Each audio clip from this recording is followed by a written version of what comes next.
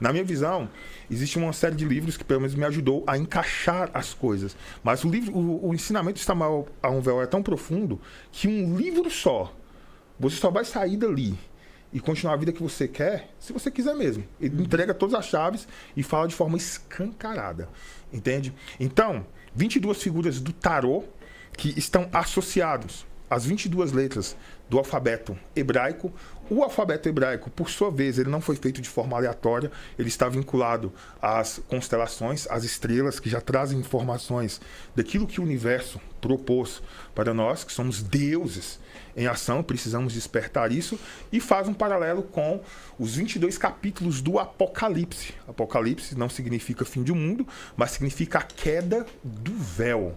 A queda do véu, e que termina mostrando, sim, o homem conseguindo alcançar essa questão de eternidade, essa questão de conexão plena com o divino. Porém, o Apocalipse ele é extremamente cabalístico, escrito, segundo a história, por João, que também era ocultista, e o único que ficou ali também abaixo da cruz. Mas foi escrito o João? João.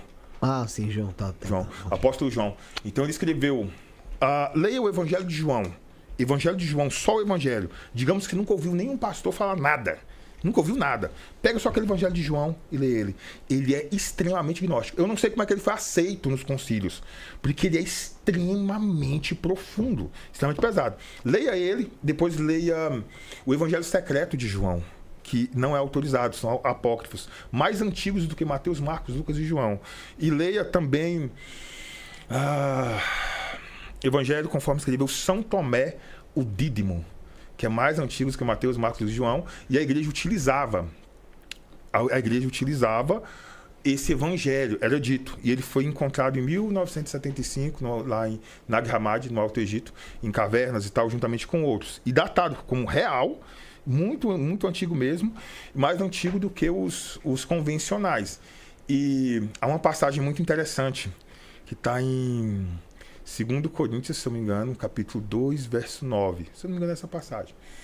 Onde Paulo fala que ele está falando de sinais e de prodígios para a igreja de Corinto. Sinais e prodígios realizados por aqueles. E detalhe, os sinais e prodígios do Evangelho, eles nunca foram só os sinais bons.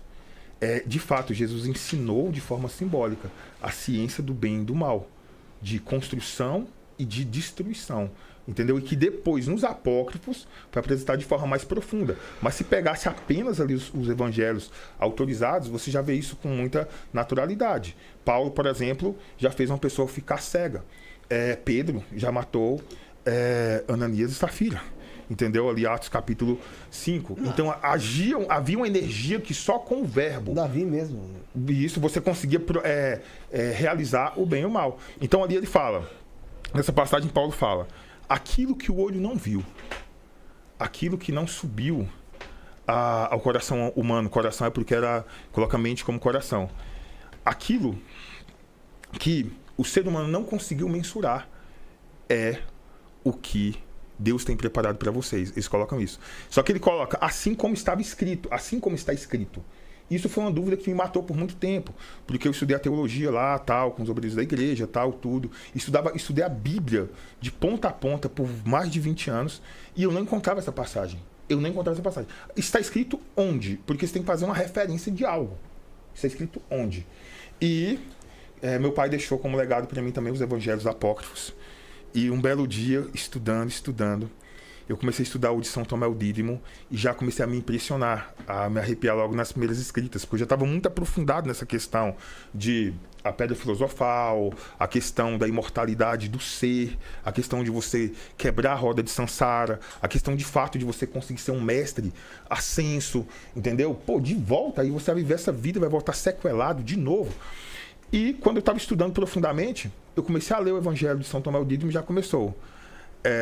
Dídimo é porque era o mais parecido com Jesus espiritualmente, então era o gêmeo, dídimo significa gêmeo, e já começa dizendo assim: em verdade vos digo, que aquele que conseguir compreender o significado dessas palavras, este jamais provará a morte.